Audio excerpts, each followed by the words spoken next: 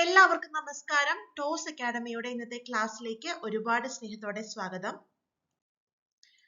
2026 ഫെബ്രുവരി 22-ാം തീയതി സെറ്റിന്റെ general paper പരീക്ഷ എഴുതുന്നവർക്ക് അവസാന ദിവസത്തെ റിവിഷൻ എന്നുള്ള രീതിക്ക് പ്രിപ്പയർ ചെയ്യേണ്ട ടോപ്പ് ക്വസ്റ്റ്യൻസ് ആണ് നമ്മൾ ഇന്ന് ഡിസ്കസ് ചെയ്യാനായിട്ട് പോകുന്നത്.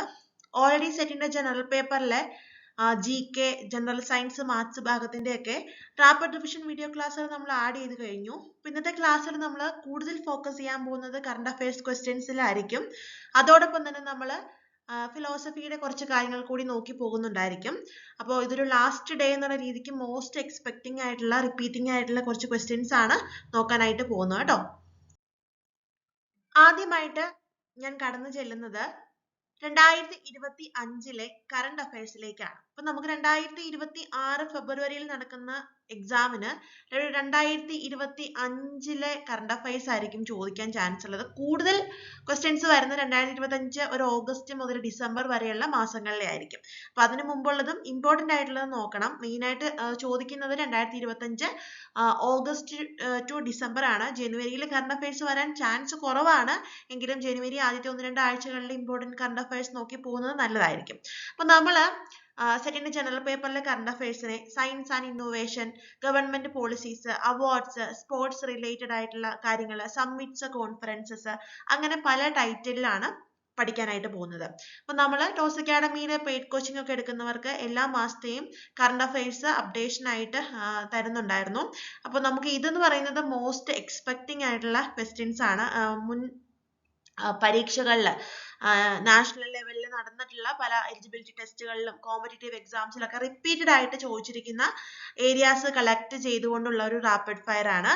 അപ്പൊ നമ്മൾ ആദ്യമായിട്ട് കടന്നു ചെല്ലുന്നത് സയൻസ് ആൻഡ് ഇന്നോവേഷൻസിലേക്കാണ്. നാഷണൽ ഇന്റർനാഷണൽ ലെവലിലുള്ള പുതിയ സയൻസ് ആൻഡ് ടെക്നോളജി കണ്ടുപിടുത്തങ്ങളെ പറ്റിയുള്ള ചോദ്യങ്ങൾ ചോദിക്കാൻ വളരെയധികം ചാൻസ് ഉണ്ട്. പ്രത്യേകിച്ച് ആർട്ടിഫിഷ്യൽ ഇന്റലിജൻസ് AI റിലേറ്റഡ് ആയിട്ടുള്ള പുതിയ കടന്നുവരവുകൾ, സ്പേസ് റിലേറ്റഡ് ആയിട്ടുള്ള പുതിയ കണ്ടുപിടുത്തങ്ങളൊക്കെ ഉറപ്പായിട്ടും ക്വസ്റ്റ്യൻ പേപ്പറിൽ വരും. അപ്പൊ ഫസ്റ്റ് ക്വസ്റ്റ്യൻ നോക്കാം. Which country appointed the world's first AI cabinet minister? അതായത് AI ജനറേറ്റഡ് ഗവൺമെന്റ് മിനിസ്റ്റർ.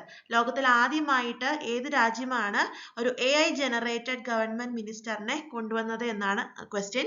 രാജ്യം അൽബേനിയ ആണ്. ആ AI ക്യാബിനറ്റ് മിനിസ്റ്ററിന്റെ പേര് ഡിയെല്ല എന്നാണ്. ഇതിനെ അപ്പോയിന്റ് ചെയ്തത് അൽബേനിയൻ പ്രൈം മിനിസ്റ്റർ എഡി രാമയാണ്.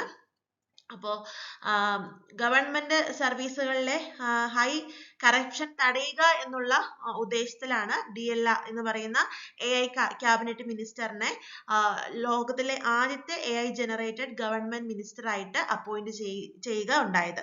തീർച്ചയായിട്ടും വലിയൊരു മുന്നോട്ടുള്ള പോക്ക്, AI ഒരു കണ്ടുപിടുത്തമാണ് AI ക്യാബിനറ്റ് മിനിസ്റ്റർ എന്നൊക്കെ പറയുന്നത്. അത് ഹ്യൂമൻ മിനിസ്റ്റർ അല്ല എന്നുള്ള കാര്യം എല്ലാവർക്കും മനസ്സിലായി കാണുമല്ലോ. അതൊരു റോബോട്ട് മിനിസ്റ്റർ ആണ്. അപ്പോൾ ഇങ്ങനെയുള്ള AI, ഇപ്പൊ മിനിസ്റ്ററിന്റെ കാര്യം മാത്രമല്ല, AIയുടെ പുതിയ വരവുകളെ പറ്റിയുള്ള ക്വസ്റ്റ്യൻ ഉറപ്പായിട്ടും ക്വസ്റ്റ്യൻ പേപ്പറിൽ ഉണ്ടാവും. അത് നിങ്ങൾ മാക്സിമം കളക്ട് ചെയ്ത് പഠിക്കണം. ഇനി അടുത്ത ക്വസ്റ്റ്യൻ.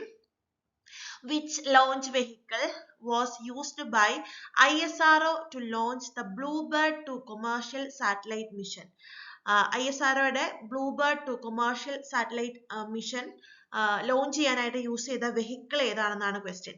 LBM-3 M6 എന്നുള്ളതാണ് ഈ ഒരു വെഹിക്കിളിന്റെ പേര്. ഇത് ഡിസംബർ 24, 2025 ഈ ഒരു വെഹിക്കിള് ലോഞ്ച് ചെയ്യുകയുണ്ടായത്. ISROയുടെ ഈ LBM-3 എന്ന് പറയുന്ന ആ ഒരു റോക്കറ്റിനെ ബാഹുബലി റോക്കറ്റ് എന്നാണ് വിളിക്കുന്നത്. അതിന്റെ ഹെവിയസ്റ്റ് റോക്കറ്റ് എന്നുള്ള രീതിക്ക് പേരിട്ടേക്കുന്നതാണ് ബാഹുബലി റോക്കറ്റ് എന്നുള്ളത്. അപ്പൊ LBM-3യുടെ ഒരു ഫീച്ചർ കൂടി നിങ്ങൾ ഓർത്തിരിക്കുക. അപ്പൊ ഇതുപോലുള്ള ISROയുടെ ലോഞ്ചിങ് വെഹിക്കിൾസിനെ പറ്റിയും അതുപോലെ തന്നെ പുതിയ ലോഞ്ചിങ്സിനെ പറ്റിയും ഒക്കെ ക്വസ്റ്റ്യൻ ചോദിക്കാൻ ചാൻസ് ഉണ്ട്. ചന്ദ്രയാൻ മിഷൻസിനെ പറ്റിയൊക്കെ ക്വസ്റ്റ്യൻ വരാൻ ചാൻസ് ഉണ്ട് കേട്ടോ. ഇനി അടുത്തത്, India's first semi conductor innovation museum has been opened in which city? Hyderabad ആണ് റൈറ്റ് ആൻസർ ആയിട്ട് വരുന്നത്. അപ്പൊ ഇത് മൂന്നും ഒരുപാട് എക്സാംസിൽ റീസെന്റ് ആയിട്ട് റിപ്പീറ്റഡ് ആയിട്ട് ചോദിച്ചു കണ്ടേക്കുന്ന ഒരു ക്വസ്റ്റ്യൻ ആണ്. തീർച്ചയായിട്ടും ഇത്തരത്തിലുള്ള ഒരു ക്വസ്റ്റ്യൻ നമുക്ക് നമ്മളുടെ സെറ്റ് എക്സാമിനും പ്രതീക്ഷിക്കാൻ സാധിക്കും. അപ്പോൾ സയൻസ് ആൻഡ് ഇന്നോവേഷൻ ക്വസ്റ്റ്യൻ തീർന്നിട്ടില്ല. ലാസ്റ്റ് 4 ക്വസ്റ്റ്യൻസ് കൂടി നോക്കാം. ക്വസ്റ്റ്യൻ ഇതാണ്. First one, ലൂപെക്സ് mission also known as Chandrayaan 5 mission will be launched with the corporation of which country എന്നുള്ളതാണ്. ചന്ദ്രയാൻ 5 മിഷൻ അല്ലെങ്കിൽ ലൂപെക്സ് മിഷൻ 2027-28 കൂടി ലോഞ്ച് ചെയ്യാനിരിക്കുന്ന മിഷനാണ്. അപ്പോൾ ഇന്ത്യൻ സ്പേസ് ഏജൻസി ആയിട്ടുള്ള ISROയും ജപ്പാൻ സ്പേസ് ഏജൻസി ആയിട്ടുള്ള JAXAയും കൂടിയിട്ടാണ് ഈ ഒരു മിഷൻ മുന്നോട്ട് പോകാനായിട്ട് ഇരിക്കുന്നത്. അപ്പോൾ ISRO ജപ്പാൻ കോമ്പിനേഷനിലുള്ള മിഷനാണ് ചന്ദ്രയാൻ 5 അല്ലെങ്കിൽ ലൂപെക്സ് മിഷൻ എന്നുള്ള കാര്യം ഓർത്തിരിക്കുക കേട്ടോ. അടുത്തത്, which telescope was used to discover the spiral galaxy Alaknanda. ഈ സ്പൈറൽ ഗാലക്സി അളകനന്ദ എന്ന് പറയുന്നത് നമുക്ക് ഉറപ്പായിട്ടും ക്വസ്റ്റ്യൻ പേപ്പറിൽ ചോദിക്കാൻ ചാൻസ് ഉള്ളതാണ്. കാരണം അളകനന്ദ പേര് കേട്ടാൽ തന്നെ അറിയാം, ഒരു ഹിമാലയൻ റിവർ ആണ് അല്ലെ. അപ്പൊ തീർച്ചയായിട്ടും ഇന്ത്യൻ ആസ്ട്രോണമേഴ്സ് ആയിട്ടുള്ള റാഷി ജെയിനും യോഗേഷ് വഡദേക്കറും കൂടിയിട്ടാണ് ഈ ഒരു സ്പൈറൽ ഗാലക്സി ഡിസ്കവർ ചെയ്തത്. തീർച്ചയായിട്ടും അതിനെപ്പറ്റി ക്വസ്റ്റ്യൻ ചോദിക്കാൻ ചാൻസ് ഉണ്ട്. അപ്പൊ എന്ത് ഒബ്ജക്റ്റ് അല്ലെങ്കിൽ എന്ത് ടെലസ്കോപ്പ് വെച്ചിട്ടാണ് ഈ ഒരു സ്പൈറൽ ഗാലക്സി അളകനന്ദ ഡിസ്കവർ ചെയ്തതെന്നാണ് ഇവിടെ ക്വസ്റ്റ്യൻ. JWST ഷോർട്ട് ഫോമിൽ അങ്ങനെ പറയാം.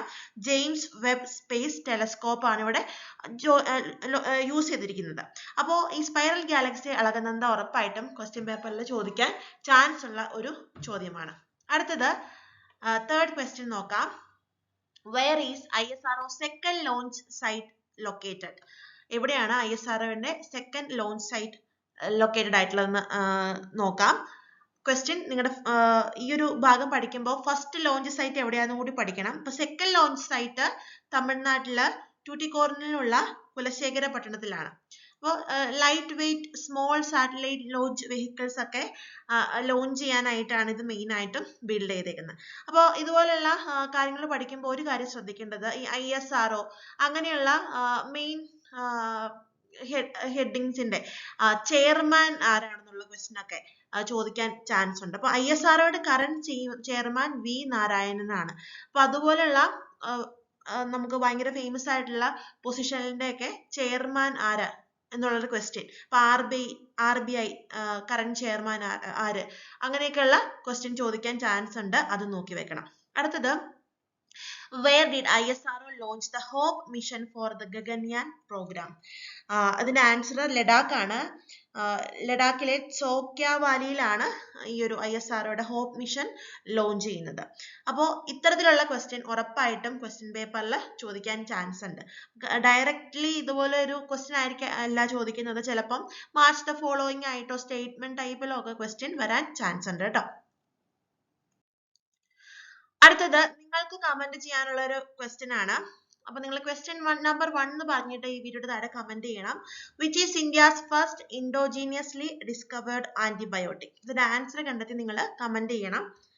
ആൻസർ ആണ് കമന്റ് ചെയ്യേണ്ടത്. അതല്ലാണ്ട് ഇതിന്റെ ആൻസർ നിങ്ങൾക്ക് പ്രൊവൈഡ് ചെയ്തുകൂടെ എന്നുള്ളൊരു ക്വസ്റ്റ്യൻ അല്ല കമന്റ് ചെയ്യേണ്ടത്. നമുക്ക് ഇതിന്റെ ആൻസർ തരാൻ അറിയാൻ മേലാഞ്ഞിട്ടല്ല, അത് വലിയ ബുദ്ധിമുട്ടുണ്ടായിട്ടും അല്ല. പക്ഷെ ചില കാര്യങ്ങൾ നിങ്ങൾ കണ്ടുപിടിച്ച് ചെയ്യുമ്പോൾ അതിന് അതിൻ്റെതായ പ്രയോജനമുണ്ട്. നിങ്ങൾ നിങ്ങൾക്ക് ഒരു കാര്യം ഡിസ്കവർ ചെയ്തെടുക്കാനുള്ള സ്കില്ല് കൂടുന്നു. പിന്നെ പെട്ടെന്ന് നിങ്ങളുടെ മെമ്മറിയിലോട്ടുള്ള ഈ ഒരു കാര്യം ഓർത്തിരിക്കും. ഇപ്പൊ ഞാനിത് പറഞ്ഞു തരുന്നതിലും നിങ്ങളിത് സെർച്ച് ചെയ്ത് കണ്ടുപിടിച്ച് അല്ലെങ്കിൽ നിങ്ങൾക്ക് അറിയാവുന്ന ഒരു കാര്യം കമന്റ് ചെയ്യുമ്പോൾ തീർച്ചയായിട്ടും നിങ്ങൾക്കത് പ്രയോജനം ചെയ്യും. അപ്പോൾ ഈ ക്വസ്റ്റ്യന്റെ ആൻസർ നിങ്ങൾ ഉറപ്പായിട്ടും കമന്റ് ചെയ്യണം. ശ്രദ്ധിക്കുക, നമ്മുടെ ടോസ് അക്കാഡമിയിൽ നമ്മൾ 6 വർഷം പൂർത്തിയാക്കി 7ാം വർഷത്തിലേക്ക് പോകുന്ന ഇൻസ്റ്റിറ്റ്യൂഷൻ ആണ്. 2026 മെയ് മാസം മുതൽ നമുക്ക് കേഡറ്റ് എക്സാമും ജൂൺ ജൂലൈ മാസങ്ങളിലായിട്ട് സെറ്റ് എക്സാമും ഒക്കെ എക്സ്പെക്ട് ചെയ്യാനായിട്ട് പറ്റും. കേഡറ്റിന്റെ സർവീസ് ടീച്ചേഴ്സിനുള്ള എക്സാം മെയ് മാസത്തിലായിരിക്കും. ജൂൺ മാസത്തിലായിരിക്കും മോസ്റ്റ് പ്രോബബ്ലി ജനറൽ ആയിട്ടുള്ള കേഡറ്റ് എക്സാം. അപ്പോൾ ജൂലൈ ഓഗസ്റ്റിലായിരിക്കും സെറ്റ് എക്സാം വരുന്നത്. അപ്പോൾ സീഡറ്റ് എക്സാം നമുക്ക് ജൂലൈയോട് കൂടി പ്രതീക്ഷിക്കാം. അപ്പൊ ഇതിന്റെയൊക്കെ അടുത്ത എക്സാമിന് വേണ്ടിയുള്ള ഫസ്റ്റ് ബാച്ചുകൾ ടോസ് അക്കാഡമിയിൽ ഫെബ്രുവരി ലാസ്റ്റ് വീക്ക് ഓപ്പൺ ചെയ്യും. നിങ്ങൾക്ക് വേറെ ഒന്നും റെഫർ ചെയ്യേണ്ട, ഇത് മാത്രം മതി പാസ്സാകാൻ എന്ന് ഉറപ്പിച്ച് ജോയിൻ ചെയ്യാവുന്ന ഇൻസ്റ്റിറ്റ്യൂഷൻ ആണ് ടോസ് അക്കാഡമി. കാരണം അത്രയും റിച്ച് ആയിട്ടുള്ള സിസ്റ്റമാറ്റിക് ആയിട്ടുള്ള കോച്ചിങ് ആണ് നമ്മൾ പ്രൊവൈഡ് ചെയ്യുന്നത്. ഞാൻ ഒത്തിരി വരച്ച് നീട്ടുന്നില്ല, തീർച്ചയായിട്ടും നിങ്ങൾക്ക് സമീപിക്കാം. 75 10 15 5 4 8 5 നമുക്ക് ഏതാനും ബാച്ചുകളേ ഉള്ളൂ. ഒരു 3 റെഗുലർ ബാച്ച്, ഒരു ക്രാഷ് കോഴ്സ്, അത്രേ ഉണ്ടാവാറുള്ളൂ. അപ്പോൾ മാക്സിമം നേരത്തെ അഡ്മിഷൻ എടുക്കുക. ഫസ്റ്റ് ബാച്ച് അഡ്മിഷൻ ഓപ്പൺ ചെയ്തിട്ടുണ്ട്.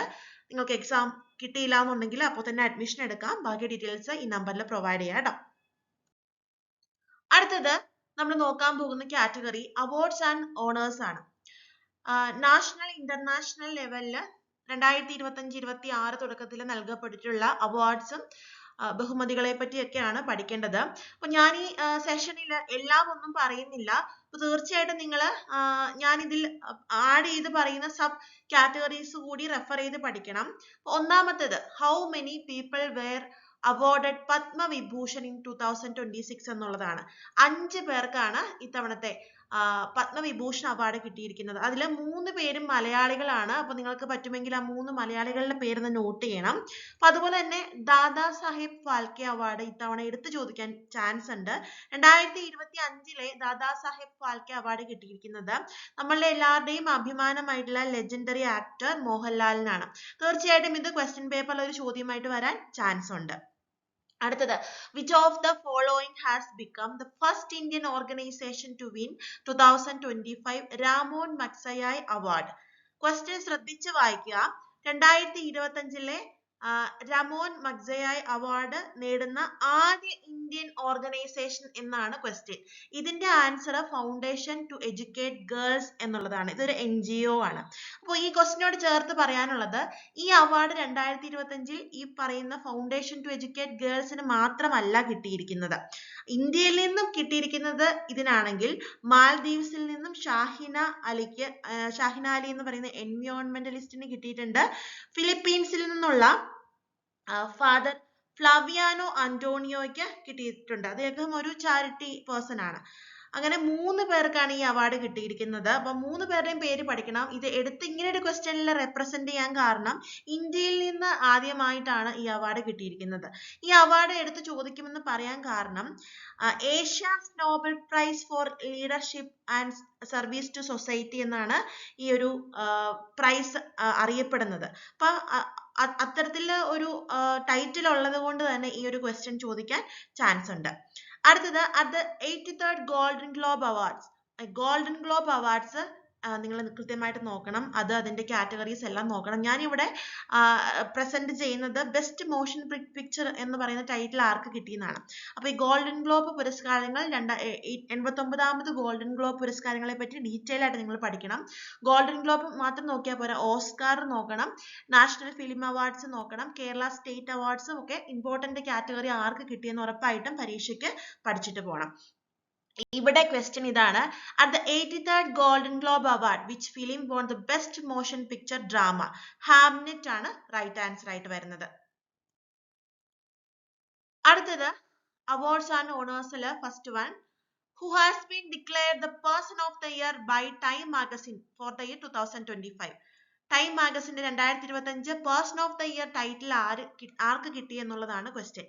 ഇവിടെ answer the architects of AI എന്നാണ്. അപ്പോൾ ഒരു സിംഗിൾ ഇൻഡിവിജ്വൽ അല്ല ദ ആർക്കിടെക്ട്സ് ഓഫ് AI എന്ന് പറയുന്നത്. അപ്പോൾ AI-യിലേക്ക് ഒരുപാട് കോൺട്രിബ്യൂഷൻസ് നൽകിയ ഗ്രൂപ്പ് ഓഫ് കമ്പനീസ്, ഒന്നിലധികം കമ്പനീസ് എല്ലാം വരുന്ന ടൈറ്റിലാണ് ദ ആർക്കിടെക്ട്സ് ഓഫ് AI എന്ന് പറയുന്നത്. അപ്പോൾ ഒരാളെ അല്ല സൂചിപ്പിക്കുന്നത്. AI-യിലേക്ക് ലോകത്തില് ഏറ്റവും കൂടുതൽ ഭയങ്കര മാറ്റങ്ങൾ കൊണ്ടുവരാനായിട്ട് ഒത്തിരി ഇന്നോവേഷൻസ് കൊണ്ടുവന്ന ഗ്രൂപ്പ് ഓഫ് കമ്പനീസ്, അതിലെ ആൾക്കാരെയാണ് ആർക്കിടെക്ട്സ് ഓഫ് AI എന്നുള്ള കോമൺ ടൈറ്റിൽ ഈ ഒരു പുരസ്കാരം കൊടുത്തിട്ടുള്ളത്. അടുത്തത് Indira Gandhi peace prize, Abel prize, Indira Gandhi peace prize, അങ്ങനെയൊക്കെയുള്ള ക്വസ്റ്റ്യൻസ് ഉറപ്പായിട്ടും കാണും. Indira Gandhi prize for peace disarmament and development award Graca മാച്ചലിനാണ് കിട്ടിയിട്ടുള്ളത്. പേര് ഓർത്ത് വെക്കുക കേട്ടോ. അടുത്തത് who recent won the 2025 British academy Booker prize for the book the burning earth. 2025 British academy Booker prize ആർക്ക് കിട്ടി എന്നുള്ളതാണ് ക്വസ്റ്റ്യൻ. സുനിൽ അമൃതിനാണ് ഈ ഒരു പുരസ്കാരം കിട്ടിയത്. അദ്ദേഹത്തിന്റെ ദ ബേണിംഗ് എർത്ത് എന്ന് പറയുന്ന ബുക്കിനാണ് ഈ ഒരു പുരസ്കാരം കിട്ടിയത്. മറ്റൊരു രീതിയിൽ ദ ബേണിംഗ് എർത്ത് എന്ന് പറയുന്ന ബുക്കിന്റെ ഓഥർ ആരാണെന്ന് ചിലപ്പോൾ ക്വസ്റ്റ്യൻ ചോദിക്കാൻ ചാൻസ് ഉണ്ട്. ആൻസർ സുനിൽ അമൃത്. അടുത്തത് നിങ്ങൾക്ക് ആൻസർ കണ്ടെത്തി കമന്റ് ചെയ്യാനുള്ള നെക്സ്റ്റ് സെക്കൻഡ് ക്വസ്റ്റ്യൻ ആണ്. നോബൽ പ്രൈസിൽ നിന്നുമുള്ള ക്വസ്റ്റ്യൻ ആണ്. അപ്പൊ നിങ്ങൾ ഉറപ്പായിട്ടും നോബൽ പ്രൈസ് നിങ്ങൾക്ക് അറിയാം, physics, chemistry, economics, literature, peace, അങ്ങനെയുള്ള എക്കണോമിക്സ്, അങ്ങനെ പല കാറ്റഗറിയിൽ കൊടുക്കുന്നുണ്ട്. അപ്പൊ ഞാൻ ഇതെല്ലാം മെൻഷൻ ചെയ്തിട്ടില്ല. എല്ലാ വർഷത്തെയും വീഡിയോ ക്ലാസ്സിൽ ഞാൻ ഇൻക്ലൂഡ് ചെയ്യുന്നതാണ്. പക്ഷെ അത് ഞാൻ ഒത്തിരി ഡീറ്റെയിൽ ആയിട്ട് പോകാത്തത് റീസെന്റ് ആയിട്ട് സെറ്റിന്റെ ക്വസ്റ്റ്യൻ പേപ്പറുകളിൽ നോബൽ പ്രൈസിനെ പറ്റി അമിതമായ ക്വസ്റ്റ്യൻസ് ചോദിച്ചു കാണുന്നത് കുറഞ്ഞിട്ട് ഒരു ക്വസ്റ്റ്യനിലൊക്കെ ഒതുങ്ങിയിട്ടുണ്ട്. അപ്പൊ അതാണ് ഞാൻ നമ്മളുടെ പെയ്ഡ് കോച്ചിങ് ക്ലാസ്സുകളിൽ തീർച്ചയായിട്ടും നമ്മൾ ഡീറ്റെയിൽ ആയിട്ട് തന്നെ ഓരോ കാറ്റഗറിയും നോട്ട് തന്നിട്ടുണ്ട്. അപ്പൊ നിങ്ങൾ പഠിക്കുമ്പോൾ Nobel prize in each categories, physics, chemistry, economics, biology, medicine, പിന്നെ ലിറ്ററേച്ചർ, പീസ്, ഇതെല്ലാം പഠിക്കണം. അപ്പൊ ഇവിടെ നിങ്ങൾക്ക് തരുന്ന question, who were honoured with Nobel prize in physics 2025. Options ഇവിടെ തന്നിട്ടുണ്ട്. എന്തിനാണ് ഈ ഒരു നോബൽ പ്രൈസ് അവർക്ക് കിട്ടിയത് എന്നും തന്നിട്ടുണ്ട്. For their discovery of macroscopic quantum mechanical tunnelling and energy quantisation in an electric circuit. അപ്പോൾ ഇതിന്റെ ആൻസർ നിങ്ങൾ കണ്ടെത്തുക. ആൻസർ കണ്ടെത്തി കമന്റ് ചെയ്യുക. കമന്റ് ചെയ്യുമ്പോൾ നിങ്ങൾക്ക് തീർച്ചയായിട്ടും ഫിസിക്സ് ഓർത്തിരിക്കാൻ പറ്റും. അതുപോലെ തന്നെ മറ്റ് കാറ്റഗറീസ് നിങ്ങൾ ആൻസർ കണ്ടെത്തി തീർച്ചയായിട്ടും പഠിക്കണം. അടുത്ത ഈ 4 ചോദ്യങ്ങളോട് കൂടി നമ്മൾ awards and honours category wind up ചെയ്യാണ്. മോസ്റ്റ് റിപ്പീറ്റഡ് 4 ക്വസ്റ്റ്യൻസ് ആണ്. ഷുവർ ആയിട്ടും ചോദിക്കാൻ ചാൻസ് ഉണ്ട്. Which astrophysicist was posthumously selected for the Vigyan Ratna award 2025?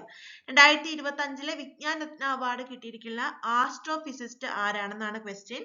Jayant Vishnu Narlikar ആണ് റൈറ്റ് ആൻസർ ആയിട്ട് വരുന്നത്.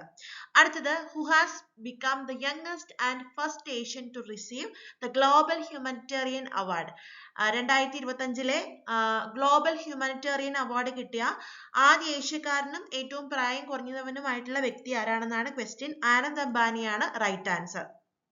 അടുത്തത്, who has been crowned as the 72nd Miss World 2025? ഒത്തിരി ക്വസ്റ്റ്യൻ പേപ്പറുകളിൽ റിപ്പീറ്റഡ് ആയിട്ട് ചോദിച്ചേക്കുന്ന ഒരു ക്വസ്റ്റ്യൻ ആണ്. ഒപ്പൽ സുചാത ച്വാങ്ശ്രീ ആണ് റൈറ്റ് ആൻസർ ആയിട്ട് വരുന്നത്. അടുത്തത്, who become the first Indian to be honoured with the international water award 2025?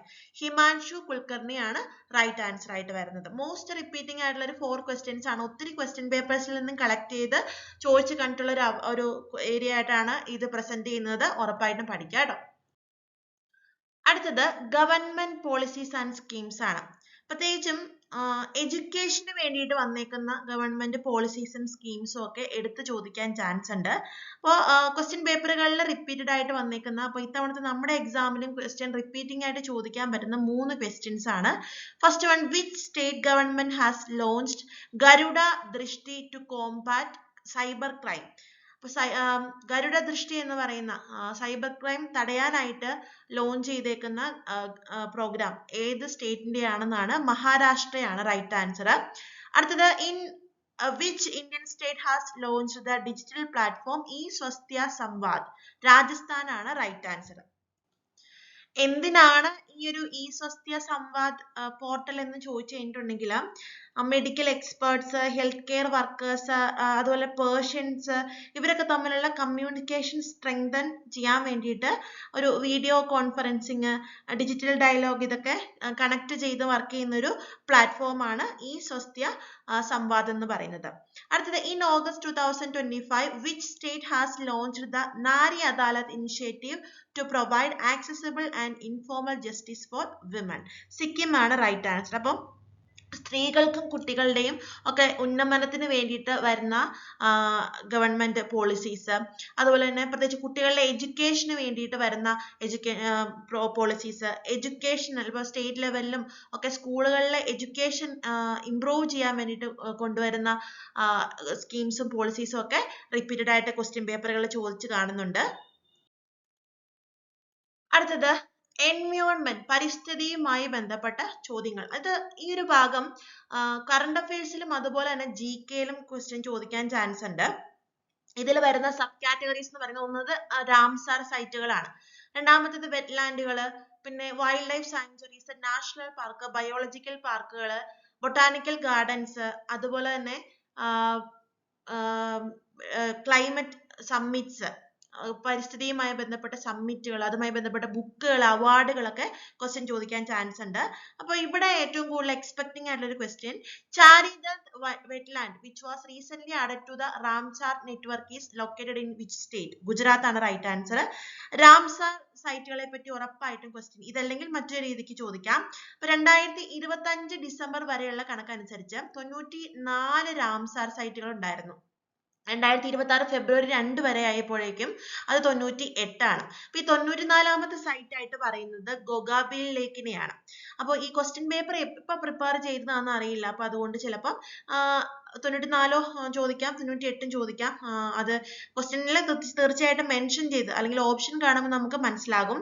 അതുപോലെ തന്നെ ടോട്ടൽ 98 അല്ലെങ്കിൽ ഉണ്ടെന്ന് ഞാൻ പറഞ്ഞു. അതിൽ ഏറ്റവും കൂടുതൽ റാംസാർ സൈറ്റുകൾ ഉള്ളത് തമിഴ്നാട്ടിലാണ്. 20 സൈറ്റ്സ് ഉണ്ട്. ലാർജസ്റ്റ് സൈസ് എന്ന് പറയുന്നത് വെസ്റ്റ് ബംഗാളിലെ സുന്ദർബൻ വെറ്റ്ലാൻഡ് ആണ്. സ്മോളസ്റ്റ് എന്ന് പറയുമ്പോൾ ഹിമാചൽ പ്രദേശിലാണ്. അപ്പൊ അങ്ങനെയൊക്കെയുള്ള ക്വസ്റ്റ്യൻസ് നിങ്ങൾ നോക്കണം. പിന്നെ അതുപോലെ ബേർഡ് സാങ്ച്വറീസിനെ പറ്റിയൊക്കെ ക്വസ്റ്റ്യൻ ചോദിക്കാൻ ചാൻസ് ഉണ്ട്. അടുത്തത് which state government has declared A new wild life sanctuary named doctor Bhimrao Ambedkar അഭ്യാരൺ. അപ്പോൾ ഡോക്ടർ BR അംബേദ്കർ അഭ്യാരൺ എന്നുള്ള പേരിൽ പുതിയതായിട്ട് വന്നിരിക്കുന്ന വൈൽഡ് ലൈഫ് സാങ്ച്വറി എവിടെയാണെന്നാണ്. മധ്യപ്രദേശ് ആണ് റൈറ്റ് ആൻസർ.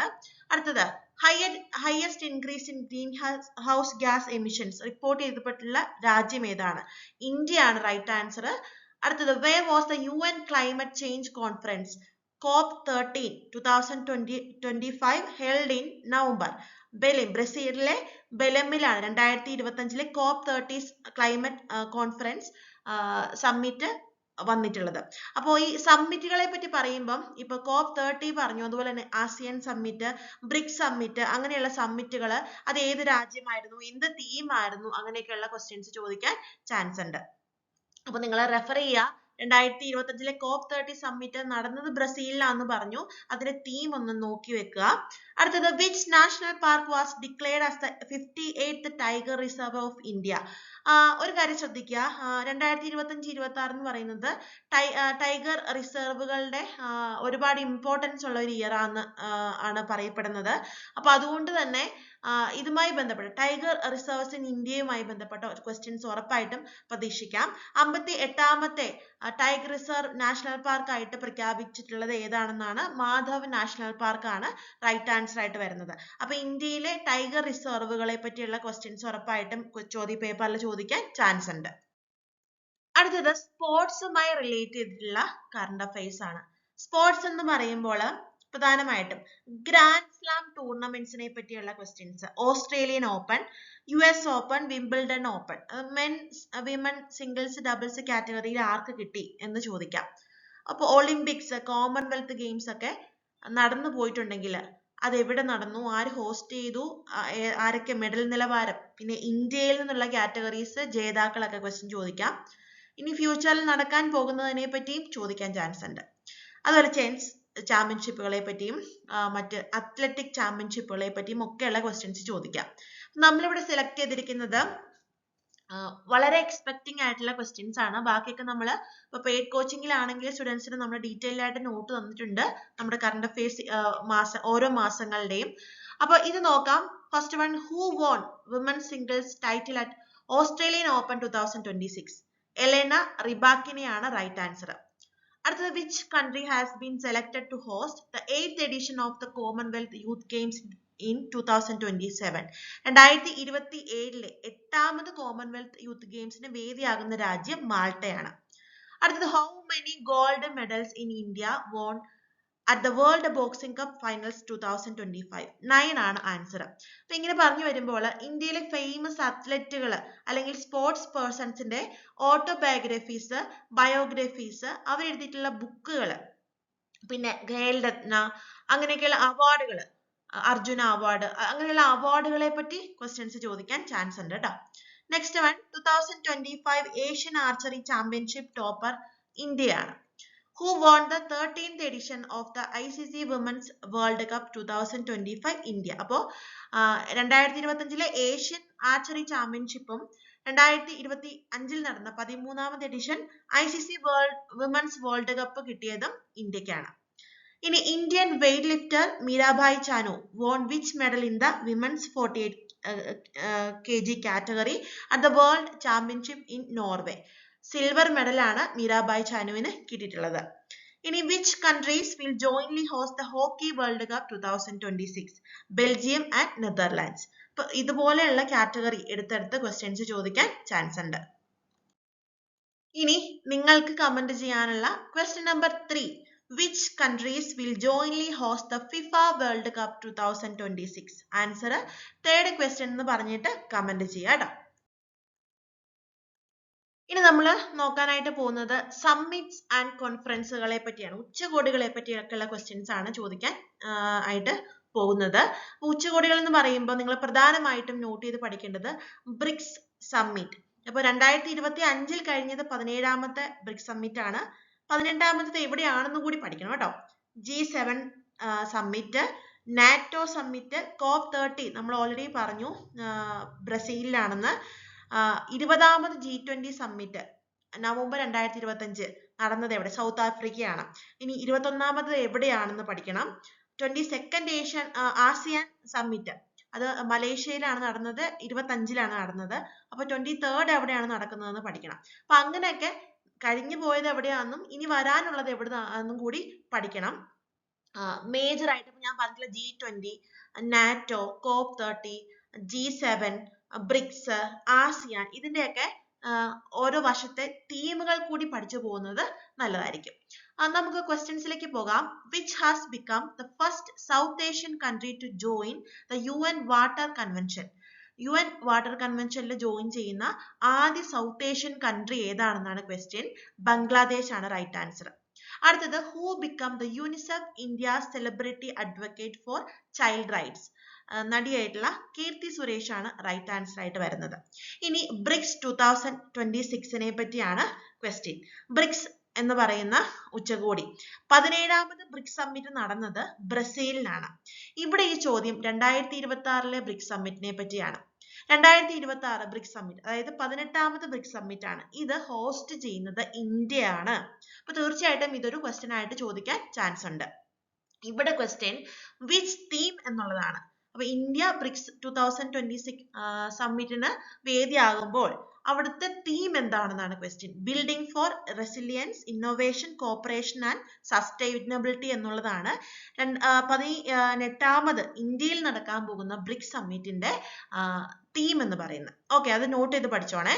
അടുത്തത് first women secretary general of UN World Tourism Organization Shaikha Al Nowais ആണ്. Then where was the World Government Summit 2026 held? Dubai. Who has been appointed as the next Director General of UNESCO? യുനെസ്കോയുടെ next director general ആയിട്ട് appoint ആവുന്നത് Khaled El എനാനിയാണ്. ഇനി which is the world's most popular city? Popular ഒന്നുമല്ല, polluted ഒന്നുമല്ല, popular city according to the world urbanisation prospects 2025 report. ഏറ്റവും കൂടുതൽ population ഉള്ള സിറ്റി ആയിട്ട് തെരഞ്ഞെടുത്തത് ഇന്തോനേഷ്യയുടെ ജക്കാർത്തയാണ്. ഇങ്ങനെയൊക്കെയുള്ള കാര്യങ്ങള് ഉറപ്പായിട്ടും ക്വസ്റ്റ്യൻ ചോദിക്കാൻ ചാൻസ് ഉണ്ട്. പിന്നെ അതുപോലെ തന്നെ UN യുണൈറ്റഡ് നേഷൻസ് അതിന്റെ ബാക്കി ഇപ്പൊ യുനെസ്കോ, യൂണിസെഫ് അങ്ങനെയൊക്കെയുള്ള ബ്രാഞ്ചസിന്റെ ഹെഡ് ക്വാർട്ടേഴ്സ്, അതിന്റെ പുതിയ പ്രോഗ്രാംസ് ഒക്കെ ക്വസ്റ്റ്യനിൽ ചോദിച്ചു വരാൻ ചാൻസ് ഉണ്ട്. ശ്രദ്ധിക്കുക, കറണ്ട് അഫയേഴ്സ് ഞാനൊന്ന് വൈൻഡ് അപ്പ് ചെയ്യാണ്. കാരണം നമുക്ക് ഫിലോസഫി നെക്സ്റ്റ് സ്ലൈഡിൽ നോക്കാനുണ്ട്. ഓൾമോസ്റ്റ് ഇമ്പോർട്ടന്റ് ക്വസ്റ്റ്യൻസും വരാൻ ചാൻസ് ഉള്ള ഇമ്പോർട്ടന്റ് ക്വസ്റ്റ്യൻസും പറഞ്ഞു തന്നിട്ടുണ്ട്. നിങ്ങൾ ഈ ഒരു ആൻസർ കൂടി കമന്റ് ചെയ്യണം. The NATO summit 2025 was held in which country? അപ്പൊ നമ്മുടെ ഫോർത്ത് ക്വസ്റ്റ്യൻ ആണ്. ഫോർത്ത് ക്വസ്റ്റ്യന്റെ ആൻസർ കമന്റ് ചെയ്യാം. അടുത്തത് ഞാൻ പോകുന്നത് യൂണിറ്റ് 4, 5, 6ലേക്കാണ്. നമ്മൾ GK general maths English related ആയിട്ടുള്ള ഒരു rapid fire video already upload ചെയ്തിരുന്നു. അപ്പൊ ഇനിയുള്ള സെഷനിൽ നമ്മൾ റിസർച്ച് കമ്മ്യൂണിക്കേഷൻ ഏരിയയിലോട്ടൊന്നും ഡീറ്റെയിൽ ആയിട്ട് പോകുന്നില്ല. നമ്മുടെ യൂട്യൂബ് ചാനലിൽ ഓൾറെഡി അതിന്റെയൊക്കെ rapid revision video sessions available ആണ്. അപ്പോൾ വീഡിയോ ലെങ്ത് കൂടി പോകുന്നതിനാൽ ബാക്കി ഫിലോസഫിയുടെ ഏരിയ ആണ്, ഫിലോസഫി IT ഏരിയാസ് ആണ് നമ്മൾ ഇന്നത്തെ ഈ ക്ലാസ്സിൽ കൂടുതൽ ഫോക്കസ് ചെയ്യുന്നത്. സൈക്കോളജി റിലേറ്റഡ് ആയിട്ടുള്ള കേട്ടറ്റിന്റെ ഒരു റാപ്പിഡ് ഫയർ വീഡിയോ ഞാൻ ഇന്നലെ അപ്ലോഡ് ചെയ്തിരുന്നു. അപ്പോൾ തീർച്ചയായിട്ടും നിങ്ങൾ അത് കണ്ട് ആ ക്വസ്റ്റ്യൻസ് നമ്മൾ സെറ്റിന് വേണ്ടിയിട്ട് പ്രയോജനപ്പെടുത്തണം. നിങ്ങൾ ടോസ് അക്കാഡമിയിലേക്ക് ഒരു കോച്ചിങ് ക്ലാസ്സിന് കടന്നു വരികയാണെന്നുണ്ടെങ്കിൽ എല്ലാ യൂണിറ്റ് 1 to 6 ഡീറ്റെയിൽഡ് ക്ലാസ്സുകളാണ്. ക്വസ്റ്റ്യൻ ഡിസ്കഷൻസ്, വളരെ പിൻ പോയിന്റഡ് ആയിട്ടുള്ള നോട്ട്സ് ഒക്കെ നമ്മൾ തരുന്നുണ്ട്. അപ്പോൾ നമുക്ക് ആ സെഷൻസ് അറ്റൻഡ് ചെയ്യാൻ പറ്റാതെ പോയവർക്കാണ് റാപ്പിഡ് റിവിഷൻ മെയിൻ ആയിട്ടും ഉദ്ദേശിക്കുന്നത്. അപ്പോൾ ഒരുപാട് തവണ റിപ്പീറ്റ് ചെയ്തേക്കുന്ന ഏരിയാസ് വന്നിട്ടുള്ള ഒരു ക്വസ്റ്റ്യൻ ആണ്. ഇതൊരു ICT അപ്ഡേഷൻ, അതായത് എഡ്യൂക്കേഷണൽ അപ്ഡേറ്റഡ് ആയിട്ടുള്ള ചില ICT ഭാഗങ്ങൾ ഉൾപ്പെടുത്തിയുള്ള ക്വസ്റ്റ്യൻ ആണ്. Which are the online learning platforms in India. അപ്പൊ ദീക്ഷ, സ്വയം, പരാഗ്, സ്വയം പ്രഭാസ് ഇത്രയും തന്നിട്ടുണ്ട്. ഇതിനകത്ത് നിന്ന് ഓൺലൈൻ പ്ലാറ്റ്ഫോംസ് ഏതാണെന്ന് തിരഞ്ഞെടുക്കുക എന്നുള്ളതാണ്. അപ്പം നമുക്കൊന്ന് നോക്കാം. ദീക്ഷ, നിങ്ങൾ ശ്രദ്ധിക്കുക, ദീക്ഷ, സ്വയം, പരാഗ്, മൂക്ക്, മൂഡില്, ഫോഴ്സ്, ക്ലാസ് അങ്ങനെയൊക്കെയുള്ള short form online platforms, digital പ്ലാറ്റ്ഫോംസിന്റെ ഒക്കെ ഷോർട്ട് ഫോംസ് വന്നിട്ട് അത് എക്സ്പാൻഡ് ചെയ്യാൻ ചോദിക്കാറുണ്ട്. അതുപോലെ തന്നെ അത് എന്തിനാണ്, മാച്ച് ദ ഫോളോയിങ് ഒക്കെ ക്വസ്റ്റ്യൻ വരാറുണ്ട്. അപ്പൊ നമ്മൾ അതുകൂടി ഒന്ന് പഠിച്ചു പോകണം ഈ ഒരു ക്വസ്റ്റ്യൻ നോക്കുമ്പോൾ. ഒന്ന് ദീക്ഷ, ദീക്ഷയുടെ ഫുൾ ഫോം നിങ്ങൾ പഠിക്കണം. Digital infrastructure four knowledge sharing എന്നാണ് ദീക്ഷയുടെ ഫുൾ ഫോം. അപ്പൊ ഇത് എന്ന് എസ്റ്റാബ്ലിഷ്ഡ് ആയി അങ്ങനെയൊക്കെയുള്ള കാര്യങ്ങൾ കൂടി നോക്കി വെക്കുന്നത് നല്ലതായിരിക്കും. അപ്പൊ ഇതൊരു India's national online platform for school education, Indian school education promote ചെയ്യാൻ വേണ്ടിയിട്ട് വന്നിരിക്കുന്ന ഒരു ഓൺലൈൻ പ്ലാറ്റ്ഫോം ആണ്. അപ്പൊ ഇവിടെ ക്വസ്റ്റ്യൻ തന്നിരിക്കുന്നതിൽ ഓൺലൈൻ പ്ലാറ്റ്ഫോംസ് ഏതാണെന്ന് തിരഞ്ഞെടുക്കാനാണ്. അപ്പൊ ദീക്ഷ തീർച്ചയായിട്ടും ഒരു ഓൺലൈൻ പ്ലാറ്റ്ഫോം ആണ്. അടുത്തത് സ്വയം. സ്വയമിന്റെ full form study webs of active learning for young aspiring minds എന്നുള്ളതാണ് സ്വയത്തിന്റെ ഫുൾ ഫോം. ഇത് ഒരു മൂക്ക് പ്ലാറ്റ്ഫോം ആണ്. എന്താണ് മൂക്ക്, ഇതിന്റെ ഫുൾ ഫോം എന്താണ്, ഇതൊക്കെ നിങ്ങൾ പഠിക്കണം. കാരണം സിലബസിൽ മൂക്ക് മെൻഷൻ ചെയ്തിട്ടുള്ള ഒരു ഏരിയ ആണ്. അപ്പൊ ഒരു മൂക്കിന് എക്സാമ്പിൾ ആണ് സ്വയം. സ്വയമിന്റെ ഫുൾ ഫോം പഠിക്കുക. അപ്പൊ ഇതും ഒരു ഓൺലൈൻ പ്ലാറ്റ്ഫോം ആണ്. ഇനി പരാഗ്. പരാഗ് എന്ന് പറയുന്നതിന്റെ full form performance assessment review and analysis of knowledge four holistic development. ഈ പരാഗിന് NEP-യുമായി ഒരു ബന്ധമുണ്ട്. നമ്മളത് ക്ലാസ്സിലൊക്കെ ഡിസ്കസ് ചെയ്തിട്ടുള്ളതാണ്. എന്താണെന്ന് അറിയില്ലാത്തവർ റെഫർ ചെയ്ത് നോക്കുക. ഇത് NCERT-യുടെ അണ്ടറിൽ വരുന്ന ഒരു അസസ്മെന്റ് പ്രോഗ്രാം ആണ്, ഒരു ലേണിംഗ് പ്ലാറ്റ്ഫോം അല്ല. അപ്പൊ ഇവിടെ പരാഗ് ഒരു ലേണിംഗ് പ്ലാറ്റ്ഫോം അല്ല, 3 അല്ല. ഇനി സ്വയം പ്രഭ എന്ന് പറയുന്നത് it provides educational content through DTH satellite channels and online streaming. It is considered part of India's digital learning platforms. അപ്പോൾ സ്വയം പ്രഭാസ് എന്ന് പറയുന്നത് ഇന്ത്യയുടെ ഒരു ഇന്ത്യൻ ഡിജിറ്റൽ ലേണിംഗ് പ്ലാറ്റ്ഫോം ആയിട്ട് കൺസിഡർ ചെയ്യുന്നുണ്ട്. അപ്പോൾ 1ഉം 2ഉം 4ഉം ഡിജിറ്റൽ പ്ലാറ്റ്ഫോംസ് ആണ്, 3 അല്ല. അപ്പൊ അതുകൊണ്ട് തന്നെ ഇതിന്റെ ഓപ്ഷൻ വരുന്നത് ഓപ്ഷൻ 4 ആണ്. Only 1, 2 and 4. നമ്മൾ ഇനി ഫിലോസഫിയുടെ ബാക്കി ചോദ്യങ്ങളിലേക്ക് കടക്കുമ്പോൾ ബ്രാഞ്ചസ് ഓഫ് ഫിലോസഫി എന്ന് പറയുന്ന ഒരു ഭാഗത്തു നിന്നുള്ള ഒരു ക്വസ്റ്റ്യൻ ആണ്. അപ്പൊ ഈ ബ്രാഞ്ചസ് ഓഫ് ഫിലോസഫിയിൽ ഏതിനെ പറ്റിയും ക്വസ്റ്റ്യൻ ചോദിക്കാൻ ചാൻസ് ഉണ്ട് കേട്ടോ. ഇവിടെ തന്നിരിക്കുന്ന ക്വസ്റ്റ്യൻ ഇതാണ്: area of philosophy that deals with the nature and the origin of human knowledge.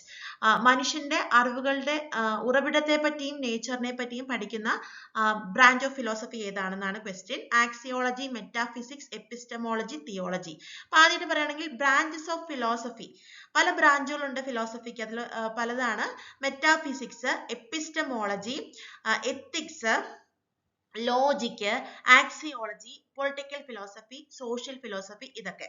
ഇനി തിയോളജി എന്ന് പറഞ്ഞ് ഇവിടെ കൊടുത്തിരിക്കുന്നത് ആക്ച്വലി ദൈവത്തെ പറ്റി പഠിക്കുന്ന ഒരു ബ്രാഞ്ചാണ് തിയോളജി എന്ന് പറയുന്നത്. അപ്പൊ ഇവിടെ കൊടുത്തിരിക്കുന്നതൊക്കെയാണ് മെയിൻ ആയിട്ട് പറഞ്ഞിരിക്കുന്ന ബ്രാഞ്ചസ് ഓഫ് ഫിലോസഫി എന്ന് പറയുന്നത്. മെറ്റാഫിസിക്സ്, ആക്സിയോളജി, എപ്പിസ്റ്റമോളജി, എത്തിക്സ് ഒക്കെയാണ് നമ്മൾ major important branches of philosophy ആയിട്ട് സിലബസിൽ എടുത്തു പറഞ്ഞിരിക്കുന്നത്. അത് ഓരോന്നും എന്താണെന്ന് മനസ്സിലാക്കണം. ഇതിൽ ആക്സിയോളജി എന്ന് പറയുമ്പോൾ സ്റ്റഡി ഓഫ് വാല്യൂ ആണ്. മെറ്റാഫിസിക്സ് എന്ന് പറയുമ്പോൾ വാട്ട് ഈസ് റിയൽ എന്ന് പഠിക്കുന്ന ഒരു ബ്രാഞ്ചാണ്. എപ്പിസ്റ്റമോളജി എന്ന് പറയുമ്പോൾ it studies the nature, sources and validity of knowledge ആണ്. അപ്പൊ ഇവിടെ ക്വസ്റ്റ്യൻ എന്ന് പറയുന്നത് area of philosophy that deals with nature and the origin of human knowledge. How do we know, നമുക്ക് എങ്ങനെ ഈ കാര്യങ്ങൾ അറിയാം, ഈ അറിവുകളൊക്കെ എവിടുന്ന് വന്നു എന്ന് പഠിക്കുന്ന ബ്രാഞ്ച് എന്ന് പറയുന്നത് എപ്പിസ്റ്റമോളജി ആണ്. അപ്പൊ ബ്രാഞ്ചസ് ഓഫ് ഫിലോസഫിയിൽ നിന്നും ക്വസ്റ്റ്യൻ വരാൻ ഉറപ്പായിട്ടും ചാൻസ് ഉണ്ട്. അപ്പൊ ഫിലോസഫി എന്ന് പറയുമ്പോൾ അതിനകത്ത് schools of philosophy, branches of philosophy, eminent thinkers in education, അങ്ങനെ ഒരുപാട് കാറ്റഗറീസ് കടന്നു വരുന്നുണ്ട്. നമുക്കിതെല്ലാം പറയാൻ സമയമില്ലാത്തതുകൊണ്ട് വളരെ ഇമ്പോർട്ടന്റ് ആയിട്ടുള്ളൊരു ടോപ്പിക്കാണ്. ഇവിടെ മോസ്റ്റ് എക്സ്പെക്ടിങ് ആയതുകൊണ്ട് കൂടിയാണ് കേട്ടോ. ഇതിൽ നിന്ന് ഉറപ്പായിട്ടും ക്വസ്റ്റ്യൻ ഉണ്ടാകും. ഇനി അടുത്തത് യൂണിറ്റ് 4ലും 5ലുമായിട്ട് ടീച്ചിങ് ആപ്റ്റിറ്റ്യൂഡ് എന്ന് പറഞ്ഞ ഒരു ഏരിയ കിടപ്പുണ്ട്. അതില് families of models of teaching എന്ന് പറഞ്ഞു. മോഡൽസ് ഓഫ് ടീച്ചിങ് എന്ന് പറയുന്ന ഒരു കാറ്റഗറി ഉണ്ട്. 4 മോഡൽസ് ഓഫ് ടീച്ചിങ് ആണ്, 4 ഫാമിലീസ് ആണ് മോഡൽസ് ഓഫ് ടീച്ചിങ്ങിന്റെ അണ്ടറിൽ വരുന്നത്. The information processing family, the personal family, the social family, the behavioral system family.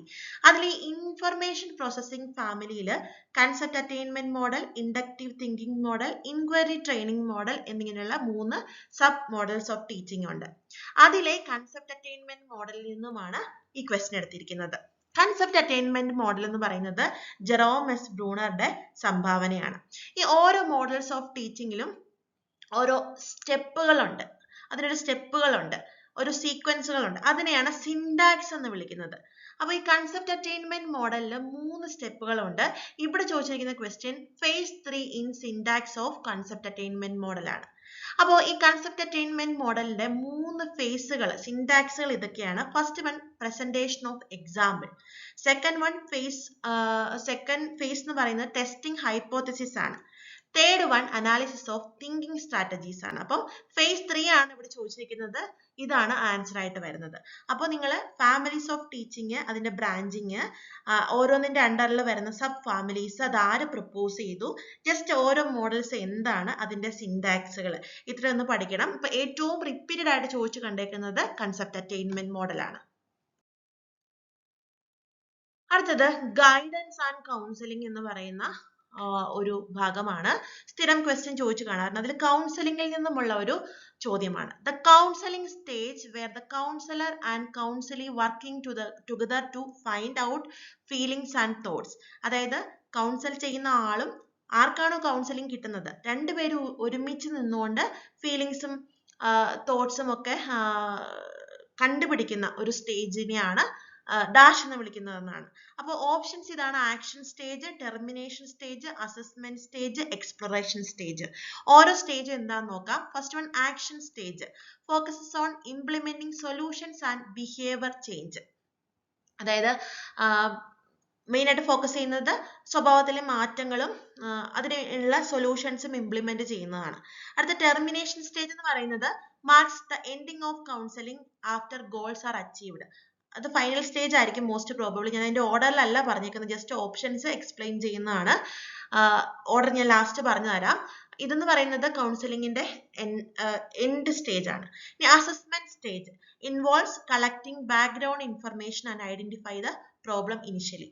Problem കണ്ടുപിടിക്കുകയും അതിനുള്ള ബാക്ക്ഗ്രൗണ്ട് കാര്യങ്ങൾ കളക്ട് ചെയ്യുന്നതാണ് അസസ്മെന്റ് എന്ന് പറയുന്നത്. ഇനി എക്സ്പ്ലോറേഷൻ സ്റ്റേജ്, മുമ്പ് പറഞ്ഞ പോലെ തന്നെ, ക്വസ്റ്റ്യനിൽ പറഞ്ഞ പോലെ തന്നെ, കൗൺസിലിയും കൗൺസിലറും ഒരുമിച്ച് നിന്നുകൊണ്ട് ഫീലിങ്സ്, തോട്ട്സ്, പ്രോബ്ലംസ് ഇതൊക്കെ മനസ്സിലാക്കുകയും ഐഡന്റിഫൈ ചെയ്യുകയും ക്ലാരിഫൈ ചെയ്യുന്ന സ്റ്റേജ് ആണ് എക്സ്പ്ലോറേഷൻ സ്റ്റേജ് എന്ന് പറയുന്നത്. ഇനി അതിനെ ഒന്ന് ഓർഡറിൽ പറയുകയാണെങ്കിൽ, ഫസ്റ്റ് എന്ന് പറയുന്നത് എക്സ്പ്ലോറേഷൻ സ്റ്റേജ് ആണ്, സെക്കൻഡ് എന്ന് പറയുന്നത് അസസ്മെന്റ് സ്റ്റേജ് ആണ്, തേർഡ് എന്ന് പറയുന്നത് ആക്ഷൻ സ്റ്റേജ് ആണ്, ഫൈനൽ സ്റ്റേജ് ആണ് ടെർമിനേഷൻ സ്റ്റേജ്. അപ്പോൾ എക്സ്പ്ലോറേഷൻ, അസസ്മെന്റ്, ആക്ഷൻ, ടെർമിനേഷൻ, ഈ 4 എണ്ണമാണ് കൗൺസിലിംഗിന്റെ 4 സ്റ്റേജുകൾ. ഇതിൽ ഇവിടെ കൊടുത്തിരിക്കുന്ന ഡെഫിനിഷൻ എക്സ്പ്ലോറേഷൻ സ്റ്റേജിനെ സൂചിപ്പിക്കുന്നതാണ്. അടുത്തത് ICT-യുമായി ബന്ധപ്പെട്ട ഒരു ക്വസ്റ്റ്യൻ തന്നെയാണ് എടുത്തിരിക്കുന്നത്. മാച്ച് ദ ഫോളോയിങ് ആണ്.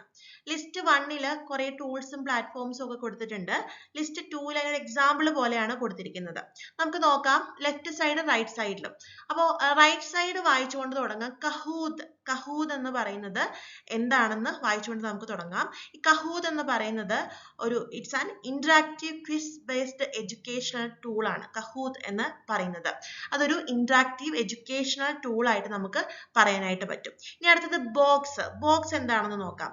Box is a cloud storage and file sharing സർവീസിനെയാണ് ബോക്സ് എന്ന് പറയുന്നത്. അപ്പൊ ബോക്സ് നമുക്ക് ക്ലൗഡ് സ്റ്റോറേജിനോട് മാച്ച് ചെയ്യാനായിട്ട് പറ്റും. അടുത്തത് ബ്ലോക്ക് ചെയിൻ എന്ന് പറയുന്നത് it's a widely used in e-governance for secure transparent public records and digital transaction.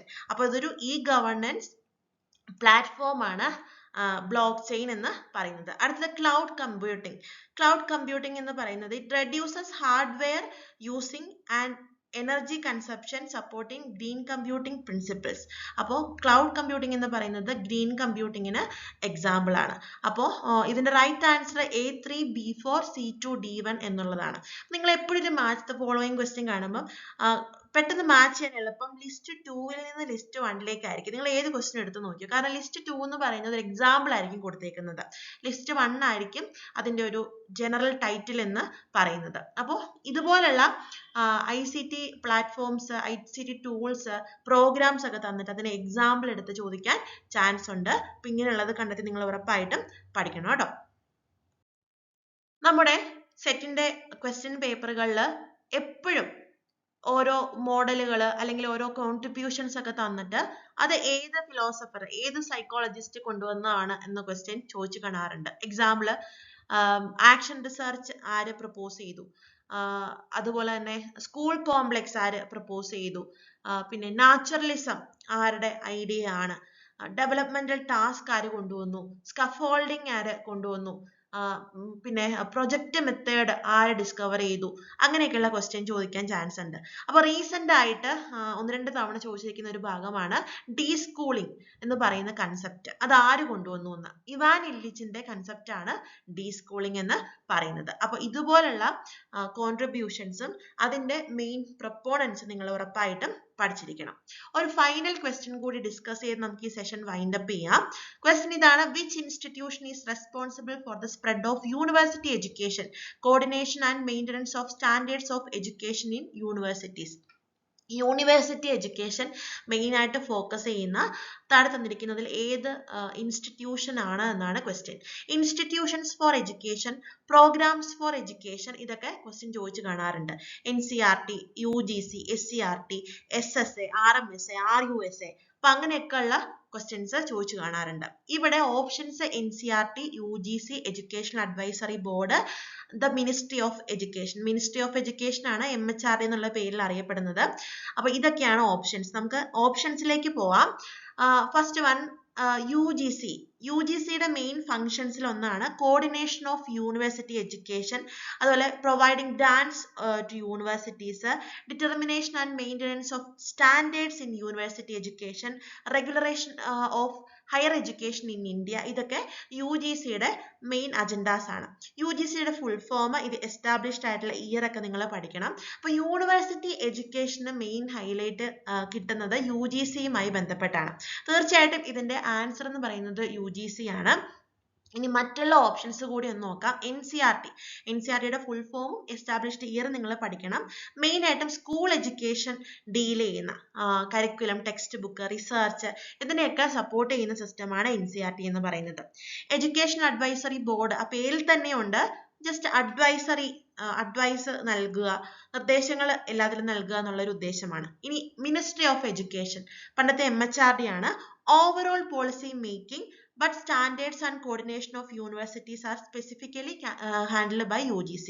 അപ്പോൾ UGC ആണ് കൂടുതൽ കോർഡിനേഷൻ യൂണിവേഴ്സിറ്റീസിന്റെ ചെയ്യുന്നത്. ഇതിനൊക്കെയുള്ള ഓവറോൾ പോളിസി മേക്കിംഗ്, സ്കീമുകൾ, പോളിസീസ് ഒക്കെ കൊടുക്കുന്നത് മിനിസ്ട്രി ഓഫ് എഡ്യൂക്കേഷൻ ആണ്. അപ്പൊ ഇങ്ങനെയൊക്കെയുള്ള ക്വസ്റ്റ്യൻസ് വരാം. UGC, NCERT, MHRD, ഞാൻ മുമ്പ് പറഞ്ഞ പോലെ SSA, RTE, RMSA, RUSA, SIET, CIET, NUEPA, ഇതൊക്കെ നമുക്ക് എക്സാമിന് ചോദിക്കാൻ ചാൻസ് ഉണ്ട്. UGC ഒത്തിരി തവണ ചോദിച്ചു കണ്ടിട്ടുള്ള ഏരിയ ആയതുകൊണ്ടാണ് ഞാൻ ഈ സെഷനിൽ ഈ ഒരു ക്വസ്റ്റ്യൻ ഇൻക്ലൂഡ് ചെയ്തത്. അപ്പോൾ നമുക്ക് ലിമിറ്റഡ് ആയിട്ടുള്ള ക്വസ്റ്റ്യൻസ് ഡിസ്കസ് ചെയ്യാൻ പറ്റുള്ളൂ. പക്ഷെ തീർച്ചയായിട്ടും മോസ്റ്റ് എക്സ്പെക്ടിങ് ആണ് ഇത്തരത്തിലുള്ള ഒരു ക്വസ്റ്റ്യൻ ഉറപ്പായിട്ടും അടുത്ത ദിവസത്തെ എക്സാമിൽ ഉണ്ടാകും. എല്ലാവരും നന്നായിട്ട് പെർഫോം ചെയ്യാം കേട്ടോ.